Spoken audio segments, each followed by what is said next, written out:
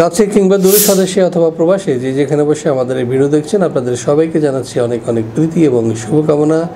দর্শক, আশা করছি আপনারা সবাই ভালো আছেন এবং সুস্থ আছেন, নিরাপদে আছেন। আপনাদের দোয়া এবং মহান রব্বুল আলামিনের অশেষ মেহেরবানিতে আমরাও ভালো আছি, সুস্থ আছি, শুকর আলহামদুলিল্লাহ। দর্শক, আজকে আমরা যে দেশটি নিয়ে আলোচনা করব সেটি হচ্ছে যে জাপান নিয়ে। দর্শক, আপনারা নিশ্চয়ই জানেন যে জাপানে বর্তমানে প্রায় 1 লক্ষ শ্রমিক নেবে বাংলাদেশ থেকে। তবে কাদেরকে নেবে, কেন নেবে, কীভাবে নেবে, সব বিস্তারিত তুলে ধরবো আজকের এই ভিডিওতে। সাথেই থাকুন।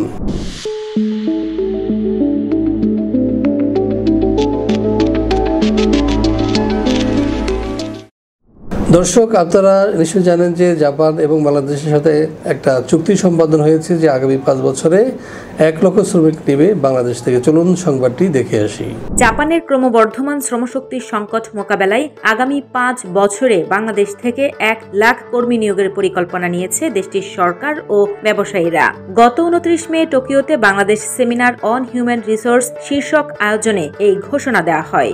সেমিনারে উপস্থিত ছিলেন বাংলাদেশের প্রধান উপদেষ্টা প্রফেসর মোহাম্মদ ইউনুস। তিনি বলেন, বাংলাদেশিদের জন্য কাজের সুযোগ তৈরি এবং জাপানকে জানার দরজা খুলে যাওয়ায় এটাই সবচেয়ে অনুপ্রেরণাদায়ক দিন হতে যাচ্ছে। সরকার এই প্রক্রিয়াকে সর্বোচ্চ গুরুত্ব দেবে। সেমিনারে প্রধান উপদেষ্টার উপস্থিতিতে 2টি সমঝোতা স্মারক স্বাক্ষরিত হয়। প্রধান উপদেষ্টা আরও বলেন, বাংলাদেশ একটি তরুণ জনগোষ্ঠীর দেশ, যার অর্ধেকের বেশি মানুষের বয়স 27 বছরের নিচে। সরকারের দায়িত্ব হচ্ছে তাদের জন্য আন্তর্জাতিক শ্রমবাজারের দরজা খুলে দেওয়া। উল্লেখ্য, 2040 সাল নাগাদ জাপানের শ্রমিক সংকট 1,10,00,000-এ পৌঁছাতে পারে, যেখানে অংশ নিতে পারে বাংলাদেশের বিপুল সংখ্যক তরুণ। জাপানে যেসব খাতে প্রবাসী শ্রমিক নেওয়া হচ্ছে তার মধ্যে রয়েছে সেবা ও পরিচর্যা, কেয়ার গিভিং অর্থাৎ বৃদ্ধ ও অসুস্থদের সেবা, নার্সিং হোমে কাজ, ম্যানুফ্যাকচারিং বা কারখানা ও উৎপাদন সেক্টরে ইলেকট্রনিক্স, গাড়ি যন্ত্রাংশ, খাদ্য প্রক্রিয়াজাতকরণ খাত, কনস্ট্রাকশন অর্থাৎ সড়ক, ব্রিজ, আবাসিক ভবন নির্মাণ খাতে, এগ্রিকালচার বা কৃষি ক্ষেত্রে যেখানে রয়েছে চাষাবাদ, ফসল সংগ্রহ, গবাদি পশু পালন। এছাড়াও রয়েছে ফিশার্স অ্যান্ড একুয়াকালচার খাত, যেখানে মৎস্য ও সামুদ্রিক শিল্পে মাছ ধরার কাজ ও প্রসেসিং, হসপিটালিটি বা হোটেল পরিচ্ছন্নতা, রিসিপশনে কাজ, ওয়্যারহাউস অ্যান্ড লজিস্টিক খাতে পার্সেল ডেলিভারি ও গুদামজাতকরণের কাজ, ডোমেস্টিক ওয়ার্ক বা গৃহকর্ম যেমন ঘর পরিষ্কার, রান্না ও শিশু পরিচর্যার খাতে কাজের সুযোগ রয়েছে জাপানে। জাপানে প্রবাসী শ্রমিকদের জন্য কাজ অনুযায়ী ভিন্ন ভিন্ন সেক্টরে পাওয়া যায় আকর্ষণীয় বেতন ভাতা, যেমন সেবা বা নার্সিং খাতে বেতন 1,28,000 থেকে 1,78,000 টাকা, নির্মাণ শিল্পে বেতন 1,42,000 টাকা থেকে 2,13,000 টাকা, কারখানা বা ম্যানুফ্যাকচারিং খাতে বেতন 1,14,000 থেকে 1,78,000 টাকা। জাপানে কৃষি খাতে বেতন 1,07,000 টাকা থেকে 1,56,000 টাকা। এছাড়াও জাপানে হোটেল বা সেবা খাতে বেতন পাবেন 2,21,000 থেকে 1,70,000 টাকা এবং গুদাম বা লজিস্টিক খাতে পাবেন 1,14,000 থেকে 1,64,000 টাকা।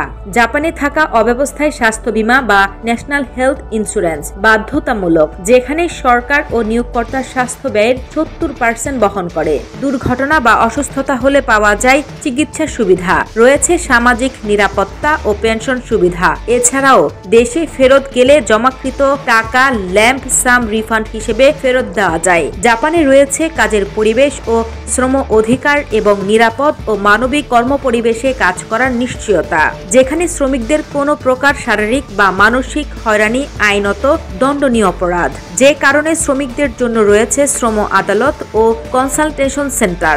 নির্দিষ্ট কাজ অনুযায়ী সাপ্তাহিক ছুটি, বার্ষিক পেড লিভ ছাড়াও জাপানি জাতীয় দিবস, নববর্ষের ছুটি তো রয়েছেই। যারা টাইপ 2 বা স্পেসিফাইড স্কিলড ওয়ার্কার বা SSW, তারা চাইলে পরিবারকে সাথে আনতে পারবেন জাপানে। সেখানে যেমন চাকরি পরিবর্তনের সুযোগ রয়েছে, তেমনি ভাবে দীর্ঘমেয়াদী কাজ ও ভালো রেকর্ড থাকলে স্থায়ী ভিসা বা স্থায়ী নাগরিকত্বের আবেদন করা যায়। জাপানে কাজের ভিসায় যেতে প্রথমেই যে জিনিসটি প্রয়োজন হচ্ছে সেটি হচ্ছে ভাষা শিক্ষা। এরপর যে কোনো কাজের উপর দক্ষতা, সাথে ডকুমেন্ট হিসেবে প্রয়োজন হবে ছবি, পাসপোর্টের স্ক্যান কপি, ন্যাশনাল আইডি কিংবা বার্থ সার্টিফিকেটের অনুলিপি, শিক্ষাগত যোগ্যতার সনদ, কাজের অভিজ্ঞতার সনদ, বায়োডাটা বা CV।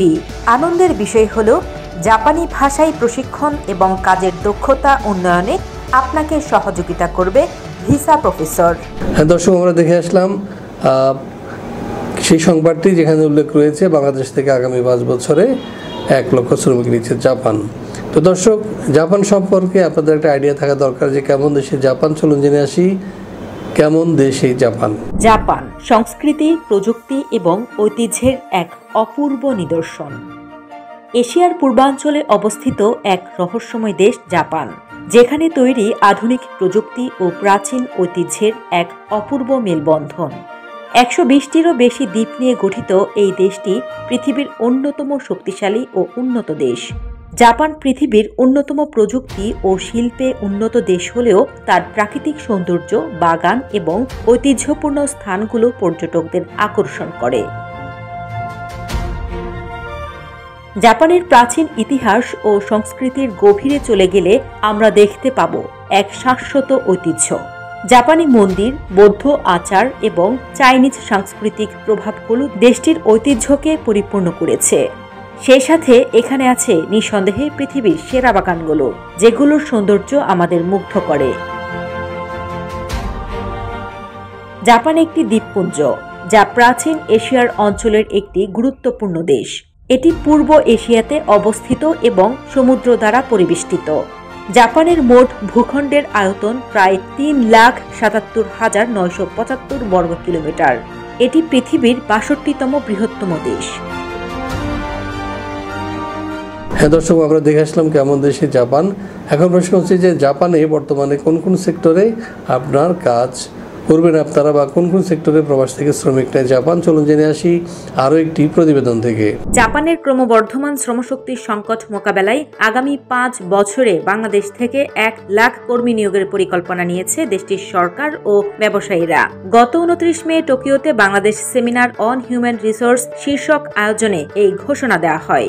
উল্লেখ্য, 2040 সাল নাগাদ জাপানের শ্রমিক সংকট 1,10,00,000-এ পৌঁছাতে পারে, যেখানে অংশ নিতে পারে বাংলাদেশের বিপুল সংখ্যক তরুণ। জাপানে যেসব খাতে প্রবাসী শ্রমিক নেওয়া হচ্ছে তার মধ্যে রয়েছে সেবা ও পরিচর্যা, কেয়ার গিভিং অর্থাৎ বৃদ্ধ ও অসুস্থদের সেবা, নার্সিং হোমে কাজ, ম্যানুফ্যাকচারিং বা কারখানা ও উৎপাদন সেক্টরে ইলেকট্রনিক্স, গাড়ি যন্ত্রাংশ, খাদ্য প্রক্রিয়াজাতকরণ খাত, কনস্ট্রাকশন অর্থাৎ সড়ক, ব্রিজ, আবাসিক ভবন নির্মাণ খাতে, এগ্রিকালচার বা কৃষি ক্ষেত্রে যেখানে রয়েছে চাষাবাদ, ফসল সংগ্রহ, গবাদি পশু পালন। এছাড়াও রয়েছে ফিশার্স অ্যান্ড একুয়াকালচার খাত, যেখানে মৎস্য ও সামুদ্রিক শিল্পে মাছ ধরার কাজ ও প্রসেসিং, হসপিটালিটি বা হোটেল পরিচ্ছন্নতা, রিসিপশনে কাজ, ওয়্যারহাউস অ্যান্ড লজিস্টিক খাতে পার্সেল ডেলিভারি ও গুদামজাতকরণের কাজ, ডোমেস্টিক ওয়ার্ক বা গৃহকর্ম যেমন ঘর পরিষ্কার, রান্না ও শিশু পরিচর্যার খাতে কাজের সুযোগ রয়েছে জাপানে।